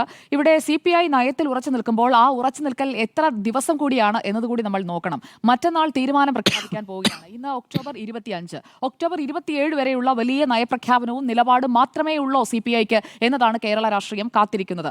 CPIക്ക് ഉണ്ടായ ഒരു മാനഹാനിയിൽ, അവരുടെ അഭിമാനക്ഷതത്തിൽ ഞാൻ ഇന്നലെ തന്നെ അവർക്ക് അനുശോചനം അറിയിച്ചതാണ്. അപ്പോൾ അതുകൊണ്ട് ഞാൻ അതിലേക്ക് വീണ്ടും പോകുന്നില്ല. അവർക്കുണ്ടായത് വലിയ മാനക്കേടാണ്. അതിൽ കേരളത്തിൽ ഒരാൾക്കും എതിരഭിപ്രായം ഉണ്ടാകില്ല. ഒരു പാർട്ടിയൊക്കെ ഇങ്ങനെ കൂടെ നിർത്തി ഇങ്ങനെ അപമാനിക്കണോ, നിർത്തി അങ്ങ് അപമാനിക്കുവാന്ന് എന്ന സിനിമാ ഡയലോഗ് പോലെയാണ് CPIയുടെ കാര്യം. കാരണം അവരൊപ്പം ഇരിക്കുന്ന മന്ത്രിസഭാ യോഗത്തിൽ പോലും അവരോട് ഒരു വാക്ക് ഉരിയാടിയില്ല എന്ന് പറയുമ്പോൾ ഇന്ന് ഇപ്പോൾ MN സ്മാരകത്തിലേക്ക് ചെന്ന് വിദ്യാഭ്യാസ മന്ത്രി V ശിവൻകുട്ടി ബിനോയ് വിശ്വത്തെ കണ്ട ആ കൂടിക്കാഴ്ച, അത് 16-ാം തീയതി ഈ പേപ്പർ കയ്യിലേക്ക് വന്നതിന് ശേഷം, 16-ാം തീയതിയാണ് ഡൽഹിയിൽ ഈ പേപ്പർ തയ്യാറാക്കിയത്, മെമ്മോറാണ്ടം ഓഫ് അണ്ടർസ്റ്റാൻഡിംഗ്. അപ്പോൾ 16-ാം തീയതി തയ്യാറാക്കിയ കേന്ദ്രത്തിന്റെ ഭാഗത്തു നിന്നുള്ള ഒപ്പൊക്കെ ചാർത്തിക്കഴിഞ്ഞ് അത് കേരളത്തിലേക്ക് വരികയാണല്ലോ. അപ്പോൾ വരുന്ന വേളയിൽ 17-നോ 18-നോ എപ്പോഴാണെന്ന് വെച്ചാൽ അതൊന്ന് പറയാമല്ലോ. അതൊന്ന് പറയാതിരിക്കുകയും അത് അറിയിക്കാതിരിക്കുകയും ഈ MOU ഇത് നമ്മളെല്ലാവരും കാണുന്ന സമയത്ത് തന്നെയാണ് CPIയുടെ സംസ്ഥാന സെക്രട്ടറിയും ദേശീയ ജനറൽ സെക്രട്ടറിയും ഒക്കെ കാണുന്നതെന്ന് പറഞ്ഞു കഴിഞ്ഞാൽ അത് വലിയ കഷ്ടമാണ്, വലിയ നാണക്കേടാണ് CPIക്ക് ഉണ്ടായത് എന്നുള്ളത് വ്യക്തമാണ്. ഇനിയിപ്പോൾ ഇവരുടെ ഈ നയത്തിൽ ഉറച്ച നിലപാട് കൊണ്ട് എന്തെങ്കിലും മാറ്റം ഉണ്ടാകുമോ എന്നത് നോക്കിക്കഴിഞ്ഞാൽ മാറ്റാനാണ് എന്നുണ്ടെങ്കിൽ ഈ MOU ഒപ്പിടുന്നതിന് മുൻപേ ഈ ചർച്ച നടത്തും. കാരണം നേരത്തെ നിങ്ങളൊക്കെ സൂചിപ്പിച്ചതുപോലെ CPIക്ക് എതിർപ്പുള്ള വിഷയമാണ് എന്നത് CPIM-നും സർക്കാരിനും അറിയാത്തതൊന്നുമല്ല. അപ്പോൾ CPIയുടെ എതിർപ്പ് തുടരുമെന്നുള്ളത് അവർക്ക് ബോധ്യമുണ്ട്. ആ എതിർപ്പ് അവിടെ നിൽക്കട്ടെ എന്ന് തീരുമാനിച്ച് തന്നെയാണ് ഈ MOU-ൽ ഒപ്പിട്ടത് എന്നത് തന്നെയാണ് ഞാൻ കഴിഞ്ഞ ദിവസം പറഞ്ഞ അഭിപ്രായം. ഞാൻ അതിൽ ഉറച്ചു നിൽക്കുകയുമാണ്. കാരണം PM ശ്രീ പദ്ധതിയുടെ ഫണ്ട് വാങ്ങിയെടുക്കുക, അതിലൂടെ SSAയിൽ മുടങ്ങിക്കിടക്കുന്ന ഫണ്ട് കൂടി ഇങ്ങോട്ടേക്ക് കൊണ്ടുവരിക, അത് തന്നെയായിരുന്നു സർക്കാരിന്റെ നയം. ആ നയം സർക്കാർ സ്വീകരിച്ചത് അത് വിദ്യാലയങ്ങളുടെ അടക്കം അടിസ്ഥാന സൗകര്യ വികസനത്തിനടക്കം വിനിയോഗിക്കേണ്ട ഫണ്ടാണ്, വിദ്യാർത്ഥികളുടെ ക്ഷേമ പ്രവർത്തനങ്ങൾക്കായി വിനിയോഗിക്കേണ്ട ഫണ്ടാണ്. അതിങ്ങനെ മുടങ്ങിക്കിടക്കുന്നത് 2.5 കൊല്ലമായി മുടങ്ങിക്കിടക്കുന്നു. അത് ഇനിയും ഈ സർക്കാർ പുറത്തേക്ക് പോകുന്ന, അല്ലെങ്കിൽ അടുത്ത സർക്കാർ, ഇതേ സർക്കാർ തന്നെ തിരിച്ചു വരികയോ അല്ലെങ്കിൽ മറ്റൊരു സർക്കാർ രൂപീകരിക്കുകയോ ചെയ്യുന്നതായിരിക്കുമല്ലോ നമ്മൾ മെയ് മാസത്തിൽ കാണുക. അപ്പോൾ അതിനു മുൻപ് ചെയ്യാനുള്ള പരമാവധി കാര്യങ്ങൾ ചെയ്തു തീർക്കുക എന്ന ഒരു ലക്ഷ്യത്തോടു കൂടിയാണ് ഈ ഫണ്ട് വാങ്ങിക്കാൻ തീരുമാനിച്ചതെന്നാണ് ഞാൻ കരുതുന്നത്. കാരണം അതിനെ നമ്മൾ പോസിറ്റീവായി കാണണം. ക്രിറ്റിസിസം നല്ലതാണ്, പക്ഷേ സർക്കാർ ചെയ്തത് മുഴുവൻ തെറ്റാണ്. പിണറായി വിജയൻ ഒറ്റയ്ക്ക് തീരുമാനമെടുത്ത് പിണറായി വിജയൻ അങ്ങ് എല്ലാം കയ്യിലടക്കി വെച്ചിരിക്കുന്നു എന്ന് പറയുന്നതിനപ്പുറം അതൊരു വിമർശനത്തിന് വേണ്ടി നമുക്ക് പറയാമെങ്കിലും ഈ വിഷയത്തിൽ പിണറായി വിജയന് ഇതുകൊണ്ട് എന്താണ് മെച്ചം? പിണറായി വിജയന്റെ മക്കളൊന്നും സ്കൂളിൽ പഠിക്കുന്നില്ല. രണ്ടുപേരും, ഞാൻ മനസ്സിലാക്കുന്നത് രണ്ടുപേരും പ്രായപൂർത്തിയായവരും ജോലി ചെയ്യുന്നവരും ഒക്കെയാണ്. ഒരാൾ എക്സാലോജിക്ക് കമ്പനി നടത്തി ഇപ്പോൾ അത് പൂട്ടി വീട്ടിലാണ്. അതോടൊപ്പം തന്നെ മകൻ ജോലി ചെയ്യുന്നു, വിദേശത്താണ്. അപ്പോൾ അവർക്കൊന്നും എന്തായാലും ഈ പദ്ധതിയുമായി ബന്ധപ്പെട്ട് അവരുടെ മക്കൾക്ക് നേരിട്ട് പ്രയോജനം കിട്ടുന്ന അങ്ങനെയൊന്നുമല്ല. അപ്പോൾ സ്വന്തം വീട്ടിലേക്ക് കൊണ്ടുപോകാനായിട്ട് എടുത്തതൊന്നുമല്ല. വിദ്യാഭ്യാസ മന്ത്രിയും സ്വന്തം വീട്ടിലേക്ക് കൊണ്ടുപോകാനായിട്ട് എടുത്ത ഒരു ഫണ്ടോ അല്ലെങ്കിൽ അദ്ദേഹത്തിന്റെ വ്യക്തിപരമായ താല്പര്യത്തിന് വേണ്ടി എടുത്ത ഫണ്ടോ അല്ല. പിന്നെയുള്ള ഒരു വാദം, പ്രതിപക്ഷ നേതാവ് ആവർത്തിച്ച് പറയുന്ന ഒരു വാദമായിരിക്കും നിങ്ങളുമൊക്കെ ഒരു വിമർശനത്തിന് അടിസ്ഥാനമാക്കിയിരിക്കുന്നത്. അതായത് മറ്റു ചില കാര്യങ്ങൾക്ക് വേണ്ടി അല്ലെങ്കിൽ മറ്റു ചില നേട്ടങ്ങൾക്ക് വേണ്ടി ഈ പദ്ധതിയിൽ ഒപ്പിടുന്നു, അല്ലെങ്കിൽ ഈ പദ്ധതി അല്ല ഈ ഒറ്റ അഭിപ്രായമുള്ളൂ. ഇതിനകത്ത് ഇങ്ങനൊരു നയമാറ്റം വരുമ്പോൾ അത് പാർട്ടിയോടും പാർട്ടിയിലെ ആലോചിച്ചില്ല എന്നത് അണികളോടും പറഞ്ഞ് ഞങ്ങൾ ഇങ്ങനൊരു വേറെ വഴിയില്ലാത്തത് കൊണ്ട് ഇങ്ങനൊരു തീരുമാനം എടുക്കുന്നു എന്ന് പറയാനുള്ള ബാധ്യത communist party of India Marxist നേതാക്കൾക്കുണ്ട്. ഓക്കെ, ആ ചർച്ചകൾ നടക്കണം. കാരണം ഒന്നിച്ചിരിക്കുമ്പോൾ, അതാ ഞാൻ പറഞ്ഞത്, തൊട്ടടുത്താണല്ലോ 4 പേര് ഇരിക്കുന്നത്. GR അനിലിനെയൊക്കെ ഇന്ന് ചേർത്ത് നിർത്തി ഇരുതോളിലും കൈയിട്ടുകൊണ്ടുള്ള ഒരു പടമൊക്കെയാണ് നമ്മുടെ വിദ്യാഭ്യാസ മന്ത്രി V ശിവൻകുട്ടി പോസ്റ്റ് ചെയ്തത്. ആ പടത്തിലുള്ള ആ ഒരു ചേർത്ത് നിർത്തൽ അത് ഈ MOU വന്നപ്പോഴായിരുന്നു കാണിക്കേണ്ടിയിരുന്നത്. അവിടെയാണ് എൻ്റെ അഭിപ്രായം നിൽക്കുന്നത്. ഈ MOU വന്നപ്പോൾ കാണിക്കാത്ത ചേർത്ത് നിർത്തലാണ് ഇന്നിപ്പോൾ കയ്യിൽ നിന്ന് പോയി അല്ലെങ്കിൽ വിവാദമായി ഭാഗമായി CPI നിലപാടിൽ ഉറച്ചു നിൽക്കുകയാണ്. ഇതെങ്ങനെയെങ്കിലും സെറ്റിൽ ഡൗൺ ചെയ്യണം എന്ന് മുഖ്യമന്ത്രി തന്നെ വിദ്യാഭ്യാസ മന്ത്രിയോട് പറഞ്ഞിട്ടുണ്ടാകുമെന്നാണ് ഞാൻ കരുതുന്നത്. അതുകൊണ്ടാണ് അദ്ദേഹം തന്നെ നേരിട്ട് പോയി ബിനോയ് വിശ്വത്തെ കണ്ടത്. ഇനിയിപ്പോൾ മുഖ്യമന്ത്രി നേരിട്ട് രക്ഷാപ്രവർത്തനത്തിന് ഇറങ്ങാനുള്ള ഒരു സാധ്യതയാണ് നാളത്തെ ദിവസം. നാളെ ഞായറാഴ്ചയാണ്, തിങ്കളാഴ്ചയാണ് ഇവർ ഈ തീരുമാനം പ്രഖ്യാപിക്കുമെന്ന് പറഞ്ഞിരിക്കുന്നത്. എക്സിക്യൂട്ടീവ് ചേരുന്നത് 27-ാം തീയതി തിങ്കളാഴ്ചയാണ്. അപ്പോൾ നേരത്തെ മന്ത്രിമാരെ പിൻവലിച്ച കാനത്തിന്റെ തീരുമാനം അതിന്റെ ഒരു റിപ്പീറ്റ് ആയിരിക്കും നമ്മൾ കാണുക എന്നതാണ് ഒരു കാര്യമായി നമ്മുടെ മുന്നിലുള്ളത്. മന്ത്രിമാർ ഇനി മന്ത്രിസഭാ യോഗത്തിൽ പങ്കെടുക്കുന്നില്ല. കാരണം മന്ത്രിസഭാ യോഗത്തിൽ പ്രത്യേകിച്ച് പോയിരുന്നിട്ടും ഒരു പ്രയോജനവുമില്ല. കഴിഞ്ഞ ദിവസം കെ രാജൻ ഈ PM ശ്രീ വിഷയത്തിൽ എതിർപ്പുന്നയിച്ച് ചോദ്യങ്ങൾ ഉന്നയിച്ചപ്പോൾ അതിനൊരു മറുപടിയും കൊടുക്കാതെ അവഗണിക്കുകയാണ് ചെയ്തത് എന്നതുകൂടി കേൾക്കുന്നു. എന്തായാലും കെ രാജൻ അക്കാര്യത്തിൽ പരസ്യമായി പ്രതികരിച്ചിട്ടില്ല. അങ്ങനെയാണ് മന്ത്രിസഭാ യോഗത്തിൽ നടന്നതെന്ന് കേൾക്കുന്നു. അപ്പോൾ ഇവിടെ CPI ചെന്നുപെട്ടിരിക്കുന്നത് ഞാൻ മനസ്സിലാക്കുന്നത് ഒരു ഊരാക്കുടുക്കിലാണ്. CPIക്ക് ഇപ്പോൾ ഈ കയ്പ് രസം ഇതിങ്ങനെ കുടിച്ചിറക്കി ഈ കയ്പോടുകൂടി തങ്ങൾ PM ശ്രീയെ കുറിച്ച് പറഞ്ഞതെല്ലാം എന്റെ നിലപാടൊക്കെ മാറി എന്ന് വി ശിവൻകുട്ടി പറഞ്ഞതുപോലെ പെട്ടെന്ന് അങ്ങോട്ട് പറയാൻ ബിനോയ് വിശ്വത്തിനോ അല്ലെങ്കിൽ CPIയുടെ ഭാഗമായി മന്ത്രിസഭയിലുള്ള 4 മന്ത്രിമാർക്കോ കഴിയുമെന്ന് ഞാൻ കരുതുന്നില്ല. അപ്പോൾ തൊണ്ട തൊടാതെ ഇതെല്ലാം വിഴുങ്ങിക്കൊണ്ട് മുന്നണിയിൽ തുടരുക എന്ന് പറഞ്ഞു കഴിഞ്ഞിട്ടുണ്ടെങ്കിൽ അത് അവർക്ക് വലിയ നാണക്കേടാണ്. വലിയ നാണക്കേടെന്ന് പറഞ്ഞു കഴിഞ്ഞാൽ നിങ്ങൾ വലിയ ആദർശധീരരാണ്, നിങ്ങളാണ് യഥാർത്ഥ കമ്മ്യൂണിസ്റ്റുകൾ എന്നൊക്കെ പറഞ്ഞിട്ട് ഇപ്പോൾ എന്തായി എന്ന് തിരിച്ചുറപ്പായും ചോദിക്കും UDF. ഇതൊരു തെരഞ്ഞെടുപ്പ് ചോദ്യമായി മുന്നിൽ നിൽക്കും. നിങ്ങളുടെ അസ്തിത്വം എവിടെയാണ്? നിങ്ങളുടെ കമ്മ്യൂണിസ്റ്റ് നയം എന്ന് പറഞ്ഞു കഴിഞ്ഞാൽ ഇതാണോ എന്നൊക്കെയുള്ള ചോദ്യങ്ങൾ അത് CPIക്ക് നേരിടേണ്ടി വരും. മറ്റൊരു ഓപ്ഷൻ മുന്നിലുള്ളത് ഈ മന്ത്രിമാരെ പിൻവലിക്കുന്നതിനപ്പുറമുള്ളത് ഒരു അവരെ സംബന്ധിച്ചിടത്തോളം ഏറ്റവും ബുദ്ധിമുട്ടുള്ള ഒരു ഓപ്ഷനാണ് അത് മുന്നണി വിടുക എന്നതാണ്. മുന്നണി വിട്ടാൽ സ്വീകരിക്കാനായി ഇപ്പുറത്ത് കോൺഗ്രസ് നിൽക്കുന്നുണ്ട്. പക്ഷേ UDFിലേക്ക് ചെന്നാൽ UDFിൽ ഈ രണ്ടാം കക്ഷി പരിഗണന കിട്ടുമോ? അവിടെ നിൽക്കുന്ന മുസ്ലിം ലീഗ് അതിന് പൂർണ്ണമായും സമ്മതിക്കുമോ? ഞങ്ങൾ 3-ാം സ്ഥാനത്തേക്ക് ഇറങ്ങി നിന്നോളാം, നിങ്ങൾ CPI കൊണ്ടുവന്ന് 2-ാം സ്ഥാനത്ത് വെച്ചോളൂ എന്ന് ലീഗ് പറയുമോ? UDFിലേക്കുള്ള ഒരു ചാട്ടം അല്ലെങ്കിൽ ഈ മുന്നണി മാറ്റം എന്ന് പറയുന്നത് അത്രയ്ക്ക് എളുപ്പമാണ്. ഈ 2 ഓപ്ഷനാണുള്ളത്. ഒന്നുകിൽ ഈ മന്ത്രിമാരെയൊക്കെ പിൻവലിക്കാം, അല്ലെങ്കിൽ പറഞ്ഞതെല്ലാം വിഴുങ്ങാം. അതല്ല എങ്കിൽ രണ്ടാമത്തെ ഓപ്ഷൻ മുന്നണി വിടുക എന്നതാണ്. ഞങ്ങളുടെ നിലപാടാണ് ശരി എന്ന് പറഞ്ഞുകൊണ്ട് 1980 പിന്നിലേക്ക് ചിന്തിക്കണം. 1980 പിന്നിലേക്കുള്ളതെന്ന് പറഞ്ഞു കഴിഞ്ഞാൽ LDF രൂപീകരിക്കുന്നതിന് മുൻപുള്ള സാഹചര്യത്തിലേക്ക് തിരിച്ചു പോവുക. അത് CPIക്ക് ശരിക്കും നേട്ടമുണ്ടായിരുന്നതാണ്. മുഖ്യമന്ത്രി അടക്കം കിട്ടിയ ഒരു പാർട്ടിയാണ് CPI. LDFിൽ വന്നതിന് ശേഷം CPIക്ക് എന്താണ് കിട്ടിയത് അതുകൂടി നമുക്ക് പറഞ്ഞു പോകാം. ഇവിടെ ഒരു നെയിംസേക്ക് ആയിട്ടുള്ള ഒരു നാഷണൽ പാർട്ടി സ്റ്റാറ്റസ് അല്ലെങ്കിൽ ദേശീയ തലത്തിൽ പ്രവർത്തനം നടത്തുന്ന ഒരു പാർട്ടി, അതേ ഉള്ളൂ CPIയുടെ ഒരു എക്സിസ്റ്റൻസ്. നിലവിൽ ദേശീയ രാഷ്ട്രീയം നമ്മൾ എടുത്തു നോക്കിക്കഴിഞ്ഞാൽ അവിടെ CPI BJPയെ നേരിട്ട് വെല്ലുവിളിക്കാനുള്ള ഒരു ശക്തിയും ഇല്ലാതെ നിൽക്കുന്ന പാർട്ടിയാണ്. അത് ദേശീയ രാഷ്ട്രീയം എടുത്ത് നോക്കിയാൽ വളരെ ക്ലിയർ ആണ്. ആകെ ഇന്ത്യയിൽ കേരളത്തിൽ മാത്രം അധികാരമുള്ള ഒരു ഇടതു മുന്നണിയുടെ ഭാഗമാണ് CPI. അപ്പോൾ CPIക്ക് തങ്ങൾ എന്താണെന്നും തങ്ങൾ എവിടെയാണ് നിൽക്കുന്നതെന്നും തങ്ങളുടെ വലിപ്പം എത്രയാണെന്നും D രാജയ്ക്ക് എന്തായാലും നന്നായിട്ട് അറിയാമെന്നാണ് ഞാൻ കരുതുന്നത്. കേരളത്തിൽ ബിനോയ് വിശ്വത്തിന് എത്രത്തോളം അറിയാമെന്നുള്ളത് എനിക്ക് വ്യക്തമല്ല. എന്തായാലും ഒരു കടുത്ത വിയോജന കുറിപ്പിനപ്പുറം 27-ാം തീയതി എന്ത് ചെയ്യാൻ കഴിയും CPIക്ക്, ബിനോയ് വിശ്വത്തിന് എന്നതാണ് ഇപ്പോൾ നമ്മുടെ മുന്നിലുള്ള ചോദ്യം. ഇന്നിപ്പോൾ വി ശിവൻകുട്ടി എല്ലാം ശരിയാകും എന്ന് പറഞ്ഞുകൊണ്ടാണ് ഇറങ്ങിയത്. അപ്പോൾ LDF വരും എല്ലാം ശരിയാകും എന്നുള്ള മുദ്രാവാക്യം ഇവർ ഒന്നിച്ചെടുത്തതാണ്. പക്ഷേ ഈ ശരിയാക്കൽ എന്ന് പറയുന്നത് പെട്ടെന്ന് അങ്ങോട്ട് ശരിയാക്കിയാൽ നാട്ടുകാരും പ്രതിപക്ഷവും ഒക്കെ തങ്ങളെ കളിയാക്കില്ലേ എന്ന ഒരു സംശയം മനസ്സിലുള്ളത് കൊണ്ടാകും പതുക്കെ ശരിയാക്കാനായിട്ട് അത് ഇങ്ങനെ മാറ്റി നീട്ടിക്കൊണ്ടുപോകുന്നത്. ഒരു കടുത്ത വിയോജന കുറിപ്പിനപ്പുറം ഞാൻ നേരത്തെ പറഞ്ഞ കാര്യങ്ങളിലേക്ക് CPI കടക്കുമോ എന്നുള്ളത് നമുക്ക് 27-ാം തീയതി എന്തായാലും അറിയാം. ഇവിടെ അധികാരത്തിൽ നിന്ന് വിട്ടുനിന്നുകൊണ്ട്, അതായത് ഞങ്ങൾ മന്ത്രിമാരെ ഒന്നും മന്ത്രിസഭാ യോഗങ്ങളിൽ പങ്കെടുപ്പിക്കുന്നില്ല, സർക്കാരിൽ നിന്ന് ഞങ്ങൾ പിന്മാറുകയാണ് എന്ന് പറഞ്ഞു കഴിഞ്ഞാൽ അടുത്ത തെരഞ്ഞെടുപ്പിനെ നേരിടാൻ CPIക്ക് അത്രത്തോളം സാമ്പത്തിക ഭദ്രതയുണ്ടോ എന്നൊരു ചോദ്യമുണ്ട്. വിതൗട്ട് പവർ CPIക്ക് എങ്ങനെയാണ് തദ്ദേശ തെരഞ്ഞെടുപ്പിലും അതുപോലെ തന്നെ അടുത്ത നിയമസഭാ തെരഞ്ഞെടുപ്പിലും ഫണ്ട് മൊബിലൈസേഷൻ സാധ്യമാവുക എന്ന ഒരു ചോദ്യം കൂടി അവിടെ നിൽക്കുന്നുണ്ട്. ഇടതുപക്ഷത്തിന്റെ ഒപ്പം LDFിന്റെ ഒപ്പം ആയിരുന്നപ്പോൾ LDF അധികാരത്തിൽ വരുമ്പോഴെല്ലാം CPIയും പവർഫുൾ ആയിട്ടുള്ള ഒരു പോർട്ട്ഫോളിയോ മെയിൻറ്റെയിൻ ചെയ്ത് പോകുന്നതാണ് നമ്മൾ കണ്ടത്. അവർക്ക് മന്ത്രിമാരുണ്ട്, അധികാരത്തിന്റെ ഭാഗമാണ്. ആ രീതിയിൽ പാർട്ടിയുടെ പ്രവർത്തനങ്ങൾ നടത്തുന്നതിനാവശ്യമായ ഫണ്ട് സ്വരൂപിക്കലും അവർക്ക് നടക്കും. പക്ഷേ അധികാരത്തിൽ നിന്ന് പെട്ടെന്ന് വിട്ടുനിന്നാൽ 2 ടേമായി പ്രതിപക്ഷത്തിരിക്കുന്ന UDFിനൊപ്പം നിന്നാൽ പെട്ടെന്ന് ഈ ഫണ്ട് മൊബിലൈസേഷൻ എന്ന് പറയുന്നത് അതിനകം തന്നെ UDFിന് തന്നെ ഫണ്ട് കിട്ടാൻ വലിയ ബുദ്ധിമുട്ടാണ്. വിദേശത്തു നിന്നൊക്കെ വരുന്നുണ്ടോ എന്ന് എനിക്കറിയില്ല. എന്തായാലും അങ്ങനെയുള്ള 2 ടേമായി പ്രതിപക്ഷത്തിരിക്കുന്ന UDFിന് അതിന്റെ കൂടെ ചെന്ന് കഴിഞ്ഞാൽ CPIയുടെ അവസ്ഥ കയ്യിലുള്ളതും കൂടെ പോകും എന്നുള്ളതാകുമോ എന്നുള്ള ഒരു ആശങ്കയും അവർക്ക് ഉണ്ടാകാൻ സാധ്യതയുണ്ട്. ഇവിടെ CPIയുടെ നാശം എപ്പോഴാണ് തുടങ്ങിയെന്ന് നമ്മൾ നോക്കിക്കഴിഞ്ഞിട്ടുണ്ടെങ്കിൽ അത് അടിയന്തരാവസ്ഥയുടെ കാലം തൊട്ട് നമ്മൾ പറഞ്ഞു പോകണം. 1975-77 ആദ്യം എടുത്ത നിലപാട് എന്താണ്? വലിയ നിലപാട് വീരന്മാരെന്ന് പറയുന്ന CPI അന്ന് ആദ്യം എടുത്ത നിലപാട് എന്താണ് ജിമ്മി സാറേ? അന്ന് അടിയന്തരാവസ്ഥയുടെ കാര്യത്തിൽ ഓപ്പൺ എൻഡോഴ്സ്മെന്റിലേക്ക് പോയത് ഈ CPI തന്നെയല്ലേ?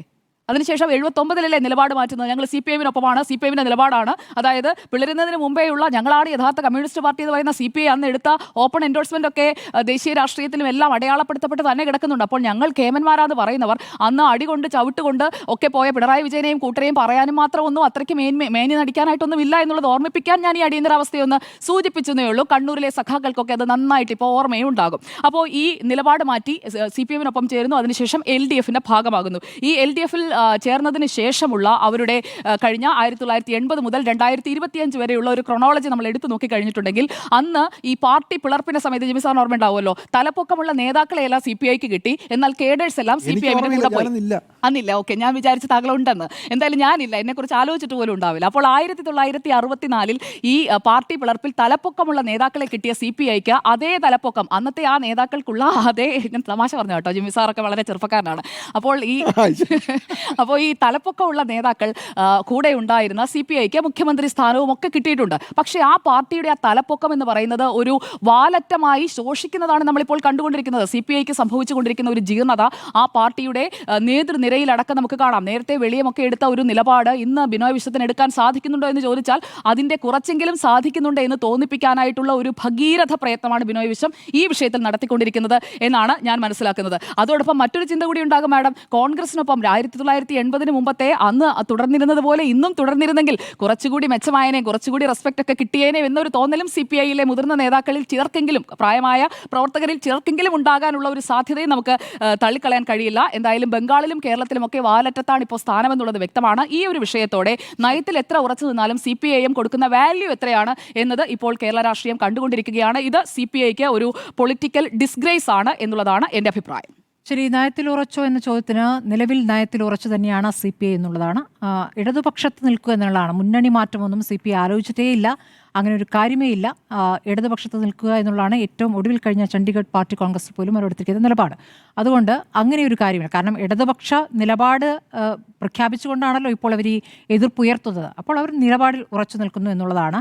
ആ നിലപാടിൽ ഉറച്ചു നിൽക്കുമ്പോൾ ഞങ്ങൾ അപമാനിതരായി, അപ്പോൾ നിലപാടാണോ പ്രശ്നം, ഞങ്ങളെ അറിയിച്ചില്ല എന്നുള്ളതാണോ പ്രശ്നം? രണ്ട് വിഷയങ്ങൾ അവിടെയുണ്ട്. ഞങ്ങളെ അറിയിച്ചില്ല, ഞങ്ങളെ ഇരുട്ടിൽ നിർത്തി എന്നൊരു വിഷയം അവിടെ നിൽക്കുന്നു. അതേസമയം ഇടത് വ്യതിയാനം സംഭവിച്ചിരിക്കുന്നതിലുള്ള കാര്യം ചൂണ്ടിക്കാണിക്കാം. രണ്ട് കാര്യങ്ങളും പറയുന്നു. ഏതിലാണ് CPI ഊന്നുന്നത് എന്ന് പ്രധാനമാണ്. അപ്പോൾ അപമാനിതരായി എന്ന് പറയുമ്പോൾ CPI മാത്രമല്ല അപമാനിതരായത്. നേരത്തെ നിങ്ങൾ പറഞ്ഞതുപോലെ തന്നെ MA ബേബി അപമാനിതനായിട്ടുണ്ട്. MA ബേബി അറിഞ്ഞില്ല. CPMലെ മന്ത്രിമാർ വേറെ മന്ത്രിമാരൊന്നും അറിഞ്ഞിട്ടില്ല എന്ന് പറയുന്നു. CPMലെ മുതിർന്ന നേതാക്കൾ അറിഞ്ഞിട്ടില്ല എന്ന് പറയുന്നു. നമുക്കറിയാമല്ലോ, LDF കൺവീനർ വന്ന് എന്തിനാണ് ഇന്നലെ വാർത്താ സമ്മേളനം നടത്തിയെന്ന് പോലും അറിയില്ല. അദ്ദേഹത്തിന് ഒരു കാര്യവും അറിയില്ല. അദ്ദേഹം പറയുന്നു എന്താണ് വ്യവസ്ഥയെന്ന് എനിക്കറിയില്ല, നോക്കിയതിന് ശേഷം LDFൽ ചർച്ച ചെയ്യുമെന്നാണ് പറയുന്നത്. അതായത് ഒപ്പിട്ട ശേഷമുള്ള കാര്യം ഇനി ചർച്ച ചെയ്തിട്ട് എന്താണ് എന്ന കാര്യം കൂടി അദ്ദേഹത്തിന് വിശദീകരിക്കാൻ കഴിയുന്നില്ല. അപ്പോൾ വാർത്താ സമ്മേളനം എന്തിനു വേണ്ടി നടത്തുകയായിരുന്നു. അപ്പോൾ അദ്ദേഹവും ഇക്കാര്യത്തിൽ പൂർണ്ണമായും അജ്ഞനാണ് എന്നുള്ളതാണ്, അറിയിച്ചിട്ടില്ല. അപ്പോൾ നമുക്കറിയാവുന്നതാണ് 16-ാം തീയതി MOU നമ്മൾ കണ്ടു. 16-ാം തീയതി ഡേറ്റ് വെച്ചിരിക്കുന്നു. അതിനുശേഷം 22-ാം തീയതി ഈ മന്ത്രിസഭാ യോഗം ചേരുമ്പോൾ PM ശ്രീയിലുള്ള എതിർപ്പ് അറിയിക്കണമെന്ന് മന്ത്രിമാരോട് കൃത്യമായി പറഞ്ഞിരുന്നതാണ് ബിനോയ് വിശ്വം. അത് അനുസരിച്ച് മന്ത്രി രാജൻ അത് പറയുന്നു. അത് പറയുമ്പോഴും അവിടെ മുഖ്യമന്ത്രിയുണ്ട്. ഒപ്പിട്ട കാര്യം മുഖ്യമന്ത്രിക്ക് അറിയാം. മുഖ്യമന്ത്രി ഒരക്ഷരം മിണ്ടിയില്ല. മുഖ്യമന്ത്രി 10-ാം തീയതി ഡൽഹിയിൽ മോദിയുമായി കൂടിക്കാഴ്ച നടത്തിയതിനു ശേഷമാണ് കാര്യങ്ങൾക്ക് വേഗം വെച്ചതെന്നുള്ള കാര്യം വ്യക്തമാണ്. ഇത് ഉറപ്പായിട്ടും മന്ത്രി V ശിവൻകുട്ടിയുടെ, അദ്ദേഹത്തിൻ്റെ ഒരു സാഹസമല്ലല്ലോ, അദ്ദേഹം ഒറ്റയ്ക്ക് നടത്തുന്ന സാഹസമല്ലല്ലോ. അപ്പോൾ V ശിവൻകുട്ടി പറയുന്നു, ആദ്യം ഈ പറഞ്ഞ കാര്യങ്ങൾ ആലോചിക്കണം. PM ശ്രീ ഒപ്പിട്ട് കഴിഞ്ഞാൽ ദേശീയ വിദ്യാഭ്യാസ നയം നടപ്പാക്കേണ്ടി വരില്ല എന്നാണ് ആദ്യം വാദിച്ചിരുന്നത്. പിന്നെ ആ വാദം മാറി ദേശീയ വിദ്യാഭ്യാസ നയം നടപ്പാക്കുമ്പോൾ കരിക്കുലത്തിൽ അവർക്ക് ഇടപെടാൻ കഴിയില്ല എന്ന രൂപത്തിലായി. ഇനി നാളെ വീണ്ടും മാറ്റി പറയാം, ഇനി അവസരങ്ങൾ ഇത്രയുമുണ്ട്. അപ്പോൾ ഇതാണ് ഇപ്പോൾ നയം എന്നുള്ളത് CPIയുടെ മാത്രം ബാധ്യതയല്ല, അത് CPMനും ഉള്ളതാണ്. നയത്തെ സംബന്ധിച്ചുള്ള ചോദ്യം വരുമ്പോൾ CPI നയത്തിൽ ഉറച്ചു നിന്നോ, CPI വിട്ടുവീഴ്ച ചെയ്തോ എന്ന ചോദ്യം മാത്രമല്ല വരിക, CPMനും അത് ഒരുപോലെ ബാധകമാണ്. ഇനി കേരളത്തിന് പുറത്തു പോയാൽ CPI ഒന്നുമല്ലല്ലോ എന്ന് നേരത്തെ സുജയ പരിഹസിച്ചു. അങ്ങനെ നോക്കുമ്പോൾ CPMന്റെ സ്ഥിതിയും അങ്ങനെ തന്നെയാണ്. CPM ആയാലും വലുതായി എന്നുള്ള അർത്ഥത്തിലല്ലോ, അവരുടെ നിലപാടും അവരുടെ രാഷ്ട്രീയ നിലപാടുകൾ, എന്താണ് രാഷ്ട്രീയ പ്രത്യയശാസ്ത്രം, ഇതൊക്കെയാണ് അവരുടെ ഏറ്റവും പ്രധാനപ്പെട്ട കാര്യങ്ങൾ. അതിൽ ഉറച്ചു നിന്നില്ലെങ്കിൽ പിന്നെ ഇടതുപക്ഷമില്ല. പിന്നെ ഇടതുപക്ഷം എന്ന് അവർക്ക് പറയാൻ കഴിയില്ല എന്നതാണ് പറയുന്നത്. അപ്പോൾ ആ വ്യതിയാനത്തെയാണ് ഇപ്പോൾ ബിനോയ് വിശ്വം ചൂണ്ടിക്കാണിക്കുന്നത്. നേരത്തെയും പറഞ്ഞതുപോലെ വിളിയം ഭാർഗവന്റെ കാലത്തും ചന്ദ്രപ്പൻ്റെ കാലത്തും ഒക്കെ പല ഘട്ടങ്ങളിൽ എതിർപ്പുകൾ ഉണ്ടായിട്ടുള്ളതാണ്. പല ഘട്ടങ്ങളിൽ വാർത്താ സമ്മേളനങ്ങൾ, വിളിയം ഭാർഗവൻ്റെയൊക്കെ തുടർച്ചയായ വാർത്താ സമ്മേളനങ്ങൾ പൊന്നാനി സീറ്റിൻ്റെ കാര്യത്തിലൊക്കെ നമ്മൾ കണ്ടതാണല്ലോ. അപ്പോൾ ഇത് നമ്മൾ കണ്ടിട്ടുണ്ട്. ഇനി കാനം രാജേന്ദ്രൻ്റെ കാര്യത്തിൽ വരികയാണെങ്കിൽ 1ാം പിണറായി സർക്കാരിലാണ് ഏറ്റവും അധികം ശക്തമായ നിലപാട് കാനം എടുത്തിട്ടുള്ളത്. 2ാം പിണറായി സർക്കാരായപ്പോഴേക്കും കാനം വിട്ടുവീഴ്ച ചെയ്യുന്നു, പിണറായിയുടെ നിലപാട് ശക്തമാകുന്നു എന്നുള്ളതാണ് നമ്മൾ കണ്ടത്. 1ാം പിണറായി സർക്കാരിൻ്റെ കാലത്താണ് മറ്റേ മാവോയിസ്റ്റ് പ്രവർത്തകർ വെടിവെച്ച കാര്യത്തിലടക്കം എത്ര ശക്തമായിട്ടാണ് കാനം പ്രതികരിച്ചിരുന്നത്. അപ്പോൾ അങ്ങനെയുള്ള പ്രതികരണങ്ങൾ അത് നമ്മുടെ ഇടത് നിലപാടല്ല എന്ന് പറഞ്ഞുകൊണ്ട് ഉറച്ചു പറയുന്ന നേതാക്കൾ CPIയിൽ ഉണ്ടായിട്ടുണ്ട്. ഈ കാലത്ത് പോലുമുണ്ട്. ബിനോയ് വിശ്വവും അത് തന്നെയാണ് പറഞ്ഞു വെക്കുന്നത്. ബിനോയ് വിശ്വം പറഞ്ഞത് അംഗീകരിക്കുന്നില്ല എന്ന പരിഹാസത്തിലൊന്നും അർത്ഥമില്ല. കാരണം CPI സംബന്ധിച്ച് ഇടതുപക്ഷ നിലപാടത് പറയേണ്ടതുണ്ട്, അത് അവർ പറയുന്നു എന്നുള്ളതാണ്. ഇനി എങ്ങനെ മുന്നോട്ട് പോകാൻ പറ്റും? എന്തായാലും മുന്നണി മാറ്റമില്ല. ഇനിയിപ്പോൾ പറയുന്ന മറ്റന്നാളത്തെ യോഗത്തിൽ ഇന്ന് ഈ ഏറ്റവും ഒടുവിൽ വൈകുന്നേരം പോലും പ്രകാശ് ബാബു പറയുന്നത് എന്താണ്? PMശ്രീയിൽ നിന്ന് പിന്നോട്ട് പോകുകയല്ലാതെ മറ്റൊരു വഴിയില്ല എന്നുള്ളതാണ്. അപ്പോൾ അവരുടെ ഒരു ഉറച്ച നിലപാട്. അപ്പോൾ അവർക്ക് ആ നിലപാടിൽ ഉറച്ചു നിൽക്കണമെങ്കിൽ ഒന്നുകിൽ മന്ത്രിമാരെ പിൻവലിച്ചുകൊണ്ടുള്ള ഒരു തീരുമാനത്തിലേക്ക് പോകും. ഇനിയിപ്പോൾ മുഖ്യമന്ത്രി തന്നെ ഇടപെടുമെന്ന് കേൾക്കുന്നു. മുഖ്യമന്ത്രി ഇടപെട്ട് ബിനോയ് വിശ്വത്തെ വിളിച്ച് എന്തുറപ്പാണ് നൽകുക? കാരണം അവരോട് കളവ് പറയുകയായിരുന്നല്ലോ, അല്ലെങ്കിൽ അവരെ ഇരുത്തിക്കൊണ്ട് മിണ്ടാതെ രഹസ്യമായി പോയി ഒപ്പിട്ട കാര്യം എങ്ങനെ വിശദീകരിക്കും എന്നുള്ള വിഷയമുണ്ട്. അവിടെ പറയാൻ പോകുന്നത് എന്താണ്? നമ്മുടെ ഗതികേട് കൊണ്ടാണ്, നമ്മുടെ സാമ്പത്തിക പ്രയാസം കൊണ്ടാണെന്നാണല്ലോ പറയുക. ആ സാമ്പത്തിക പ്രയാസം നേരത്തെയും പറയാമായിരുന്നല്ലോ, അത് നേരത്തെയും ബോധ്യപ്പെടുത്താമായിരുന്നല്ലോ. അത് ബോധ്യപ്പെടുത്താതെ പിന്നെ തന്നെ പോയി എന്തിനു ഒപ്പിട്ടു എന്നുള്ള ചോദ്യം അവിടെ നിൽക്കുകയാണ്. അതാണ് പരസ്യമായി ഇതൊരു സർക്കാരാണോ എന്ന ചോദ്യം ഉന്നയിക്കുന്നതിലേക്ക് ബിനോയ് വിശ്വത്തെ നയിച്ചിരിക്കുന്നത്. ഇതൊരു ഗൗരവമായ സംഭവമായിട്ട് CPM നേതൃത്വം പിണറായി വിജയനും ശിവൻകുട്ടിയും കാണുന്നതേ ഇല്ല.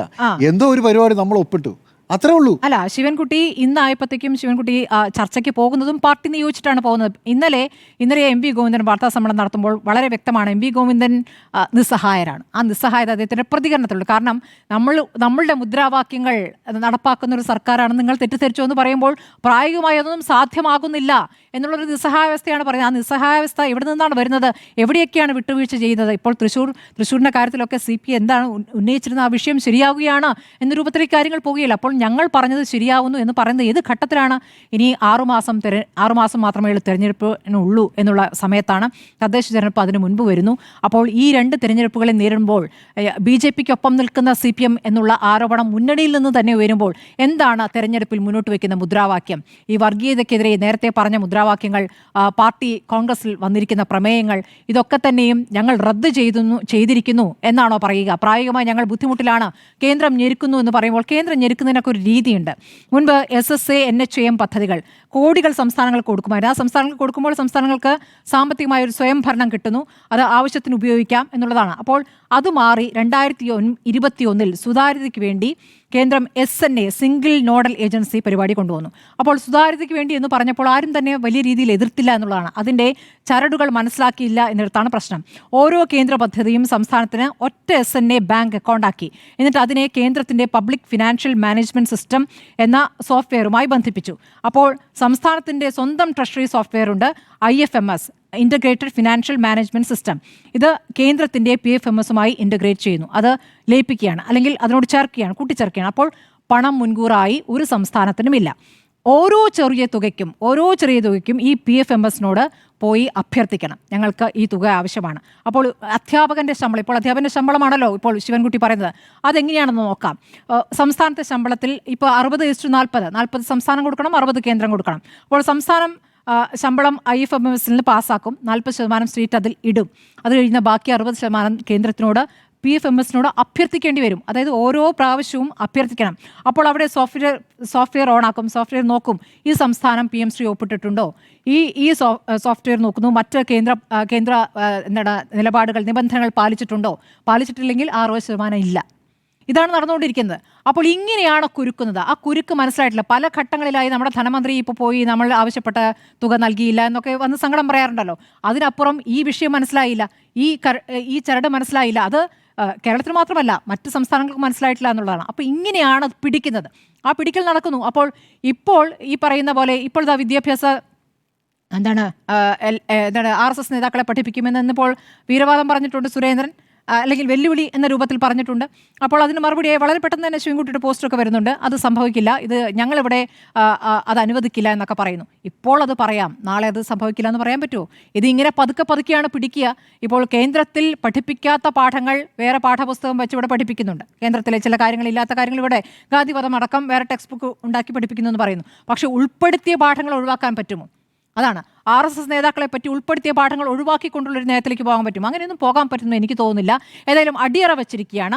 CPI ഇപ്പോൾ നയത്തിൽ ഉറച്ചു നിൽക്കുന്നു. ആ നയം എന്ന് പറയുന്നത് മുന്നണി മാറ്റി അല്ലെങ്കിൽ ഭീഷണിപ്പെടുത്തി ഒരു കാര്യങ്ങൾ നേടിയെടുക്കുക എന്നുള്ളതല്ല. CPM നേതാക്കൾ ഇന്ന് നടത്തുന്ന പ്രതികരണങ്ങൾ, MA ബേബിയുടെ പ്രതികരണമായാലും നമ്മുടെ ചർച്ചയിൽ വഹിക്കുന്ന പ്രതിനിധികളായാലും എങ്ങനെയെങ്കിലും ഇത് പരിഹരിക്കണം എന്നുള്ളതാണ്. അതായത് ഇനി സംസ്ഥാനത്തിലാണ് അത്ര പരിഹരിക്കേണ്ടത്.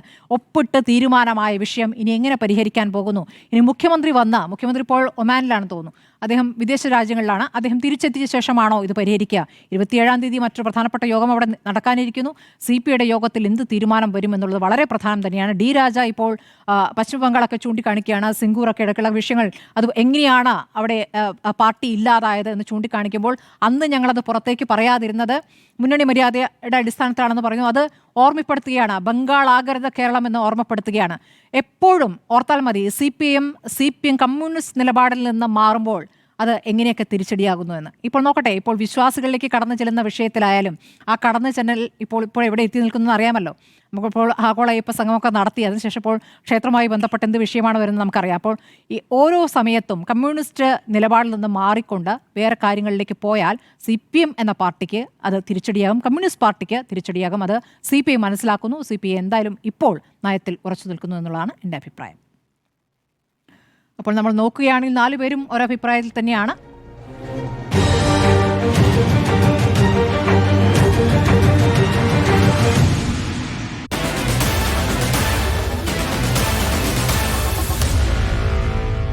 Meet the editors.